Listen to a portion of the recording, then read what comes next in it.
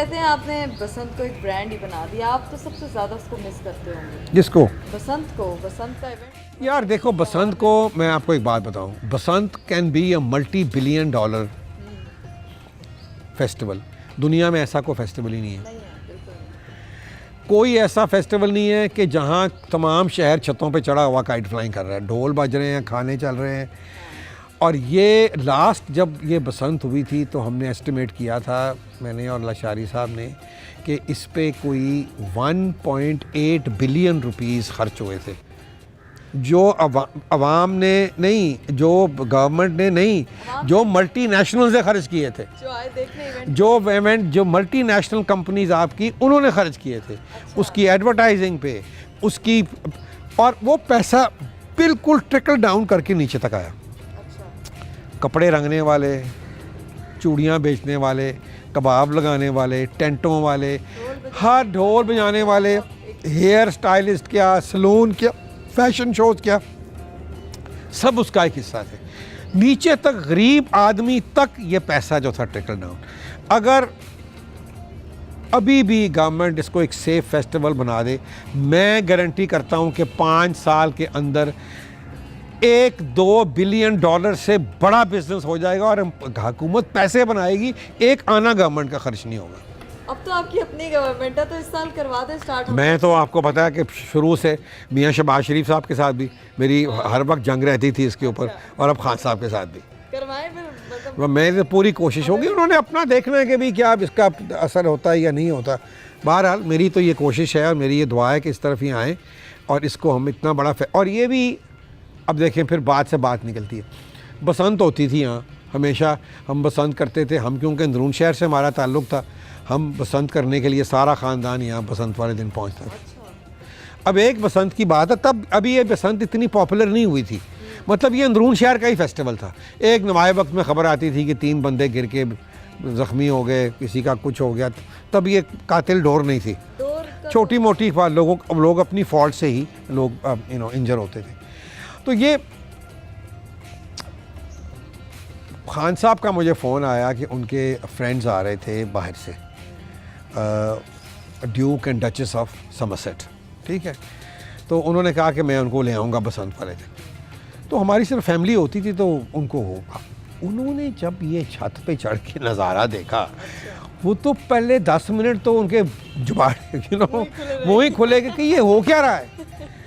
उन्होंने मुझे कहा कि तुम बड़ी अहमक कौम हो, अच्छा, कि तुम्हारे पास ऐसा फेस्टिवल है कि दुनिया में ऐसा फेस्टिवल नहीं है, यू शुड बी, ये तो सारी दुनिया का टूरिज्म ये फेस्टिवल देखने के लिए आ सकता है जो नज़ारा हम देख रहे हैं। बस उनका ये कहना था, मेरे दिमाग में ये बैठ गई बात, ठीक है। मैंने तब शकील रहमान साहब जंग अखबार लेके आए थे लाहौर, ठीक है, उससे पहले जंग अखबार लाहौर से नहीं छपता था, न्यूज़ अभी नहीं आया था। मुझे वो मिलने आए, मैंने कहा शकील साहब चलें एक काम तो करें, हमने कहा इसको फेस्टिवल बनाते हैं। उन्होंने कहा ठीक है। मैंने कहा अगले साल बसंत पे मैं करूँगा इवेंट, आपने कवर करना है। उन्होंने कहा ठीक। मैंने एक बड़ी दावत कर दी, 2-3, तब मैं पॉलिटिक्स में भी था, मैंने ब्यूरोक्रेट्स को, पॉलिटिशियंस को, स्टार्स को, दोस्तों को, सबको एक पूरी ग्लिटराटी इकट्ठी कर ली, एक लंच कर दिया, ठीक है। यही हमारा बसंत का होता था। शकील साहब ने अपने फ़ोटोग्राफ़र छोड़ दिए यहाँ, ठीक। वो दूसरे दिन जंग अखबार में फ्रंट पेज क्या, बैक पेज क्या, मिडल पेज क्या, हर पेज के ऊपर सिर्फ बसंत ही बसंत। लाहौरियों को समझ नहीं आई कि ये है क्या, ये कौन सा फेस्टिवल है। इवेंट बिकेम वायरल, तब वो तो सोशल मीडिया तो था नहीं। बस ये 4-5 साल के मतलब इस चीज़ को किया। आप ये सोचें, चौथे साल जो सिटी कॉरपोरेशन, सिटी बैंक के जो हेड थे जॉन रीड, उनका पैगाम आया कि मैं इस फेस्टिवल को देखना चाहता हूँ, क्योंकि तब तक BBC ये वो काफ़ी मेरा मतलब कवर कर चुके थे इसको। फिर वो ख़ास उनके लिए वो सारा सिटी बैंक हिल गया पाकिस्तान का, कि वो कभी उनका कोई चेयरमैन आया ही नहीं पाकिस्तान, वो यहाँ आए, फिर उन्होंने वो एंजॉय किया, स्पेशल पतंगें बनी सिटी बैंक के लोगों के साथ। उन्होंने कहा जी खाना हम करेंगे। मैंने कहा नहीं, जो खाना पकेगा वो भी खाएं, हम जो कर सकते हैं, हम आपके खाने खूने की ज़रूरत नहीं है। वो एक अच्छे मेहमान हैं, आए, पाकिस्तान की पब्लिसिटी होगी। उसके बाद फिर आना शुरू हो गए जो एक साल हमने जो यंग प्रेसिडेंट्स ऑर्गेनाइजेशन है जो कि दुनिया का तीसरा सबसे बड़ा ग्रुप है बिजनेसमैन का, the third largest financial society, कोई runs into trillions of dollars. Those are chief executives of companies who are up to 38 years old. ठीक है, उनका इवेंट हुआ। उसके बाद इतना सरमाया आया उसमें, सारे सऊदी अरेबियन जो ऑयल मिनिस्टर था उसका बेटा और उसकी बीवी, जो फालीज बहुत बड़ी कंपनी थी जिन्होंने फिर ये सलमान तासीर के साथ मिलके तो ये सारा वर्ल्ड कॉल और ये सारा किया, बड़ी इन्वेस्टमेंट उसके बाद आई। उन्होंने जब आके देखा उन्होंने कहा, क्योंकि बसंत के वो दिन होते हैं कि जो कोई बाहर से, पाकिस्तान से बाहर से आए ना, कोई वेस्टर्न या किसी और मुल्क से, वो देखता है कि ये कोई मुल्क है, इतना लोग एंजॉय कर रहे हैं, ओए होए होए, छतों पे चढ़े हुए हैं, डांस हो रहे हैं, ढोल बज रहे हैं, म्यूज़िक लगी हुई है, इतनी फेस्टिविटी जो है वो या वहाँ होती है साउथ अमेरिका में, या पाकिस्तान में उनका जो फेस्टिवल होता है ब्राज़ील में, ठीक है, और या ये एक यूनिक फेस्टिवल है कि छतों पे ही सारा फेस्टिवल हो रहा है। फिर उसके साथ साथ आपकी इंडस्ट्री शुरू होगी, आपके सारे टेलीविज़न चैनल्स, उनके प्रोग्राम बनने शुरू हो गए। बसंत नाइट जो थी ये फिर लाहौरियों ने खुद ही शुरू कर दी, क्योंकि बसंत, मुझे याद है बचपन में जब हम छोटे छोटे थे तो बसंत की रात को ये होता था कि हम एक पतंग उड़ाते थे, उसके साथ रंग बिरंगी कंदीलें बांध देते थे, उसमें कैंडल्स होती थी, वो जब उड़ती वो पेच नहीं होते थे, बस लोग देखते थे कि पता लग जाता था कि बसंत की अमामत, दूसरे दिन बसंत है, बस दैट्स इट। फिर लाहौरियों को आपका पता है, उन्होंने फिर ये वाइट काइट और ये छतें जो हैं ये क्या कहते हैं करा दी, ठीक है, 12। तो वो एक फेस्टिवल जो था जो 12 घंटे का था वो 24 घंटे का हो गया। अच्छा यूसुफ साहब, मीडिया से आप हमें बताएं, आपका बहुत इनपुट है हमारी मीडिया इंडस्ट्री में, तो आपने बताना कि आपको मीडिया इंडस्ट्री में से कौन सी फीमेल सबसे ज़्यादा अट्रैक्ट की, मतलब अच्छी लगी? अच्छा, हमारी मीडिया में से, अच्छा ज़ेबा, बहुत नहीं, ज़ेबा बख्तियार नहीं, ज़ेबा हमारी जो एक्ट्रेस थी। अच्छा, ज़ेबा भी माशाल्लाह she is a very beautiful pretty and very dear friend also. Sangeeta को जब मैंने हमेशा मैं छेड़ता हूँ, मैं कहता हूँ जब तुम मेरी पहली मोहब्बत हो, जब मैं तुम्हें पहली दफ़ा, मैं बिल्कुल छोटा था और रियाज शाहिद साहब बना रहे थे ये अमन, तो हम गए वहाँ देखने के लिए शूटिंग, तो एक बहुत नहायत खूबसूरत, पतली दुबली, टॉल, यहाँ तक बाल, शी वॉज़ वेरी ब्यूटीफुल। मैंने कहा मैंने कहा बस फ़ौरन इश्क हो गया फिर आपसे। तो इसी तरह का ही होता था। अब ज़ेबा बहुत अपनी बहुत खूबसूरत थी, she was a very very beautiful woman.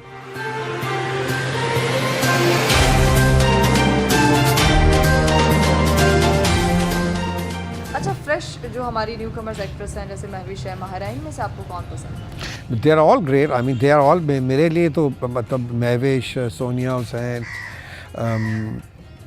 बिल्कुल सबा कमर जो है मेरे तो बच्चों की तरह ही, I mean they are very close to me. You know, मेरे पास यहाँ आके उनका यहाँ स्टे भी करती हैं, रहती भी हैं और बड़ा हम इंजॉय भी करते हैं। महविश के साथ तो मैंने गाना भी एक उसने मेरा किया हुआ है और सोनिया ने होस्ट भी किया हुआ है।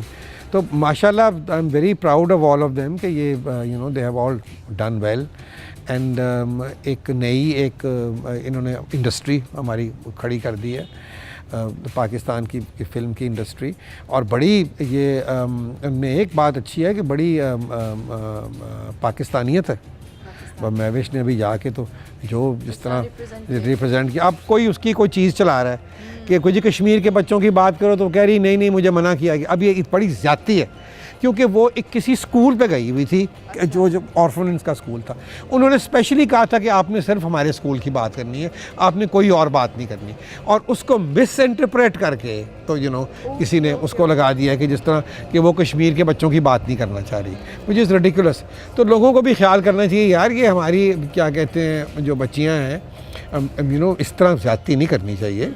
you know they all stand for Pakistan की बात करती हैं, पाकिस्तानियत की बात करती हैं। देखें तो सही किस लेवल तक एक ज़माने में सारे हमारे जो यूथ थी वो सिर्फ हिंदुस्तान के स्टार्स को देखती थी। अब हमारा अपना एक क्या कहते हैं टशन हमारा अपना। देखें अभी ह्यूस्टन हम टीवी जा रहा है, उन्होंने लास्ट टाइम कनाडा में हुआ तो वहाँ आप देखें, वहाँ से मुझे फ़ोन आ रहे हैं लोगों के कि हमें टिकटें चाहिए, ये चाहिए, वो चाहिए। अच्छा। तो वो एक उन्होंने एक बड़ी मेरा हाँ लेवल रे क्या है बाकी हिंदुस्तान की सारी इतनी ओवर वेस्टर्नाइज इनकी क्या कहते हैं लड़कियां सारी, और ये इतने ओवर इंस्पायर्ड हैं वेस्ट के साथ की होती। मुझे तो अपनी लड़कियों को भी मैं यही कहता हूँ, मैं कहता हूँ यार कोई ठीक है वेस्टर्न कपड़े तुम पहनते हो, ये ना समझो कि सिर्फ वेस्टर्न कपड़े पहन के तुम्हारी कोई इज्जत दुनिया में होगी।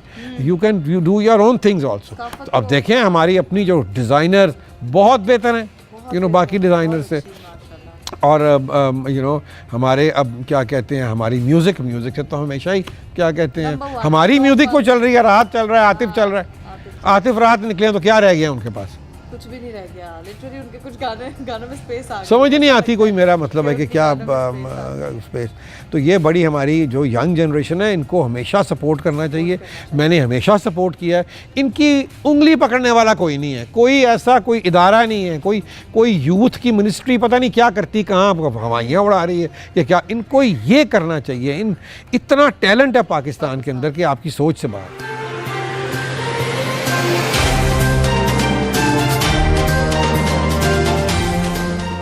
अच्छा, कहते हैं कि यूसुफ सलाहुद्दीन की थपकी के बगैर कोई बंदा मॉडल, सिंगर, एक्ट्रेस नहीं बन सकता। इस बात में कितनी मैं अब इस बात में बिल्कुल कोई सच्चाई नहीं, मेरी थपकी जो है उसको ही मैटर नहीं करती, क्योंकि ना मैं मॉडलिंग में हूँ ना मैं एक्टिंग में हूँ। सिर्फ ये है कि लोग मेरे वर्ड को रिस्पेक्ट ज़रूर देते हैं। अगर मैं समझूंगा कि इकरा जो है ये एक अच्छी सिंगर है या एक अच्छी मॉडल बन सकती है तो मैं क्या करूँगा, मैं किसी फ़ोटोग्राफ़र के पास तुम्हें भेजूँगा, मैं कहूँगा भाई ये देख लो, I think that she is a great, she can be a great model. अमूमन when I recommend someone तो उसको कम से कम फोटोग्राफर सीरियसली ज़रूर देखता है, ठीक है। बाकी आगे कोई आई एम श्योर ऐसे कई लोग होंगे जिनको मैंने रिकमेंड किया होगा वो नहीं उनका कोई बना, और चंद उनमें होंगे कि जो definitely they reach the top, ठीक है। सो ये एक मुझे टैलेंट जहाँ भी नज़र आए, चाहे मेरा फील्ड ना भी हो तो मैं कर देता हूँ। वो एक्ट्रेस अच्छी मुझे मिले तो आई वुड, क्योंकि मेरे से सब डिस्कस करते हैं, सब पूछते हैं, कोई डायरेक्टर हो, कोई प्रोड्यूसर हो, for a new face, for a new talent, for a new idea. तो जब वो बात होती है तो फिर मैं अपना माइंड करता हूँ, मैं कहता भाई उसको भी देख लो, इसको भी देख लो, तो वो आपकी ये भी कर लो। वर्ड्स को बिल्कुल डेफिनेटली क्या कहते हैं उसको उस पर गौर तो किया जाता है, ठीक है, और कई दफ़ा उस पर अमल दरामद भी हो जाता है। तो मेरी सोच जो है वो डायरेक्टर की सोच से मिल जाती है कि हाँ ये बिल्कुल आप ठीक कह रहे हैं।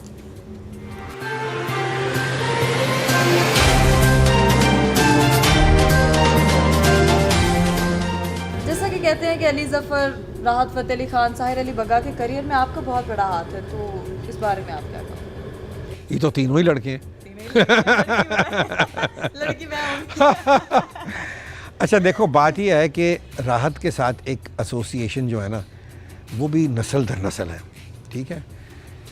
इनके जो दादा थे मुबारक अली फ़तेह अली ख़ान, जितना कलाम इकबाल उन्होंने गाया और अल्लामा की ज़िंदगी में गाया, और उनकी जो मशहूर कवाली थी दयार इश्क में अपना मकाम पैदा कर, जो 2-2.5 घंटे की कवाली करते थे, उसमें सारा इकबाल का फ़लसफ़ा वो समझा देते थे। इन्होंने बड़ी पॉपुलर है, इनका बड़ा पाकिस्तान बनाने में और पाकिस्तान की सोच को डेवलप करने में और इकबाल का पैगाम फैलाने में बड़ा हाथ है, ठीक है। इसी तरह ख़ान साहब के साथ एक बहुत ही मेरी क्लोजनेस थी। मैंने अपने घर में मुबारक फ़तेह अली ख़ान साहब को, मुबारक अली फ़तेह अली ख़ान साहब को भी सुना होगा। ख़ान साहब के साथ तो मेरी बहुत करीबी थी, और यही मुझे याद है कि इसी दलान में बैठे हुए ऊपर मैं और इमरान बैठे हुए थे, वो ऊपर वाली जगह पे वो जो है, और यहाँ नीचे है मेरे एक मेरे घर में जो एक खातून जो मेरी हाउसकीपर थी, और वो खाने की माहिर थी, वो मेरे साथ हाँ यहाँ काम करती थी। तो वो एक क्योंकि वो अहले तशी थी तो वो एक झूला लेके जाया करती थी शहबाज कलंदर के उर्स पे। हाँ। तो उस झूले के ऑनर में वो एक कवाली की महफिल रखती थी, और नुसरत फ़तेह अली ख़ान साहब उनकी, ये ग्रेटनेस थी नुसरत फ़तेह अली ख़ान साहब की भी, कि वो छोटी जगह पर भी वो जाया करते थे। अच्छा, उससे पहले मैंने और इमरान ने लाइव नहीं सुना था नुसरत फ़तेह अली को, ठीक है। तो मैं उस वक्त इनकी नई कवाली आई हुई थी, ये जो हल्का हल्का सरूर है, ठीक है। तो मैंने कहा ख़ान से, मैंने कहा यार ये नुसरत आ रहा है। तो उस टाइम जब पूछा मेरी उस खातून ने, उसको हम सब कहते थे अम्मा हाजन या माई हाजन के नाम से वो मशहूर थी। मैंने कहा भी वो नुसरत फ़तेह अली आ रहा है, तो मेरा ख्याल है कि आप भी ज़रा आके ज़रा सुन लो। तो अब यहाँ सारा मोहल्ला बैठा हुआ है और खान साहब बैठ के यहाँ गा रहे हैं वो दिन। उसके बाद सीधा खान साहब का काम शुरू हो गया अच्छा। शौकत खानम के लिए। जगह जगह खान साहब ही जाते थे। लेडी डायना आई, खान साहब ने गाया, कोई आया फिर खान साहब ने गाया। वहाँ जब वर्ल्ड कप के लिए गए तो वो कवाली जो थी, जो साथ वो ले गए थे अपना ये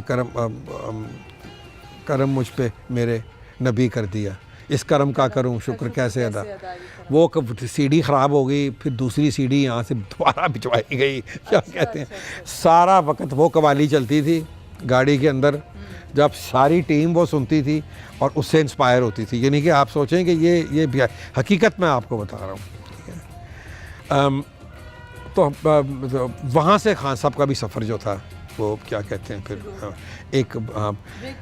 फिर एक बहुत बड़ा ब्रेक थ्रू। फिर वहाँ फिर खान साहब बाहर गए। फिर खान साहब राहत छोटा सा था, होता था, उनके साथ आया करता था। इनकी मेरी तो उनके वालिद के साथ और खान साहब के साथ बहुत दोस्ती थी। मुझे याद है कि जब वो खान साहब फौत हो गए तो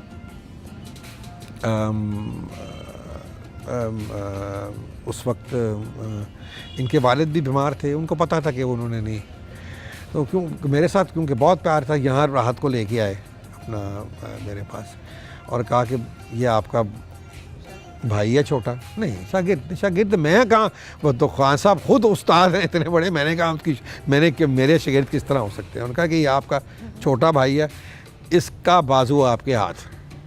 ठीक है, मैं पता नहीं ज़िंदा रहूँ ना रहूँ। और वो हमारा प्यार मेरा और राहत का जो एक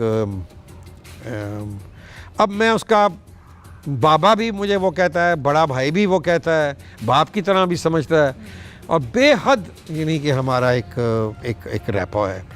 और उसमें हमने जो काम किया है, जो ये हमारी इस कोलैबोरेशन में, जिसमें साहिर अली बग्गा और मैं और राहत, जिसको हमने नाम दिया है, एक कोलैबोरेशन हमने की थी कि भी हम इकट्ठे मिल के काम करेंगे। तो वो उसका नतीजा निकला कि ये सारी, क्योंकि राहत ने जितनी कवाली की है ना पिछले 12 साल में, वो आई थिंक 90% मेरे साथ ही की है। अच्छा। कम से कम हमने ये एल्बम डाल के, ये जो इस साल हमने की है नातिया एल्बम कवाली की, मेरे ख्याल को 7 एल्बम्स हमने की हैं। उसमें अलामा, गालिब और दूसरे सूफियाना कलाम, अब क्या कहते हैं, अमीर खुसरो के, दाग के, इस तरह की चीज़ें हमने बहुत सारी एल्बम्स वो हमने की हैं। और करोड़ों की तादाद में उनके ऊपर व्यूज़ हैं लोगों के। तो ये एक डेवलपमेंट थी कि मैंने रहा तो कभी कवाली छोड़ दी। जितना मैंने कहा जो मर्ज़ी आप गाओ, बॉलीवुड गाओ, लॉलीवुड गाओ, शॉलीवुड गाओ, लेकिन ये चीज़ नहीं छोड़नी।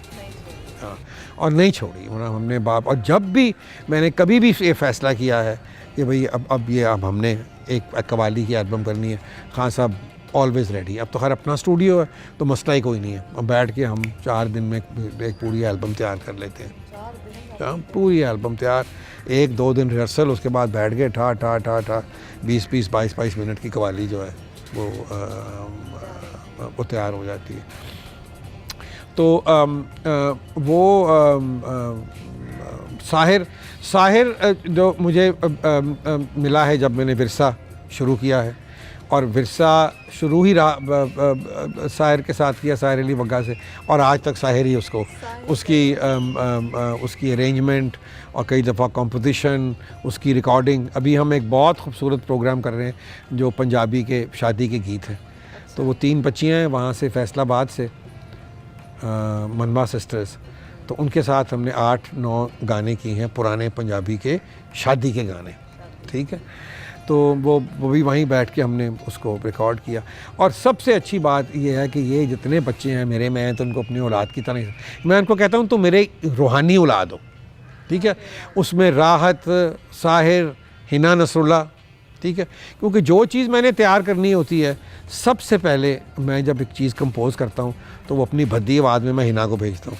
हिना फिर उसको प्रॉपरली गा के फ़ोन पे मुझे भेज देती है, ताकि वो फिर एक गाइड ट्रैक तैयार हो जाता है। फिर अगर आपने गाना है या किसने गाना है, फिर वही चीज़ मैं उनको भेजता हूँ कि भी इसको तुम अब क्या कहते हैं इसको देख लो। तो ये और फिर ऑफ कोर्स सनम भी बहुत मेरी बिल्कुल बच्चों की तरह है और बहुत ही मेरे साथ इन सब की बड़ी शफ़क़त भी करते हैं और बाप की तरह भी समझते हैं। मुझे अच्छा लगता है, यू नो लाइक। और ये बड़े कट्टर पाकिस्तानी हैं सारे, कूट के अंदर पाकिस्तानियत भरी हुई पाकिस्तान के नाम पे। ऑनेस्टली अब जो राहत का लेवल है, जो हिना का, जो सनम का, जो बग्गे का, पीटीवी से मेरा ख्याल है कि ये कुछ भी नहीं लेते, कुछ भी नहीं लेते। मेरा मतलब है जहाँ पीटीवी का या विरसे का नाम आता है तो दे कहते हैं ठीक है कोई बात नहीं, जो भी नहीं, ठीक है। सो ये बड़ी इनकी मैं समझता हूँ कि ये बड़ी ग्रेटनेस है इनकी कि ये सारी चीज़ें जो मैं कर रहा हूँ ये यूट्यूब पे जा रही हैं। They are going to be आज नहीं 10 साल के बाद, 20 साल के बाद, मेरे मरने के बाद ये चीज़ें ख़त्म नहीं होंगी, ये रहेंगी वहाँ। और जो आने वाली जनरेशन है, जब भी उन्होंने इस ख़जाने में डिप करके कोई ना कोई चीज़ निकालनी होगी तो उनको हर चीज़ मिल जाएगी वहाँ से।